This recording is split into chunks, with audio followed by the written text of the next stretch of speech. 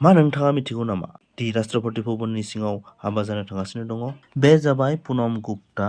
बिथाङा जाहैबाय सासे CRPF आरो बिथाङा प्रेसिडेन्ट सिकिउरिटि अफिसार्स। बिथाङा हादराव जारिमिन सोरजिनो थांगासिनो दङ मानोना बिथाङा राष्ट्रपति भवनआव हाबा खालामनाय गिबि सुबुं जागोन। बिथांमोननि हाबाया जाहैगोन 12 फेब्रुआरि 2025 मायथाइयाव। फियन्सीनि मुङा जाहैबाय अवनाश कुमार।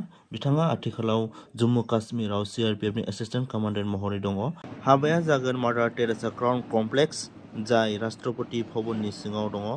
मानगोनां राष्ट्रपति द्रौपदी मुर्मु बिथाङा बे हाबाखौ गावनो पारमिसन होदों, जाय पुनम गुप्तानि मेंनो रोङि हाबा मावनाय आरो बाउसोमनायनि सन्माननि फिथाइ महरै। बे समखौ भारत हादराव अराय जारिमिन महरै लाखिनाय जागोन। नोंथाङा बे हाबानि सायाव मा बुंगोन? कमेन्ट खालामदो।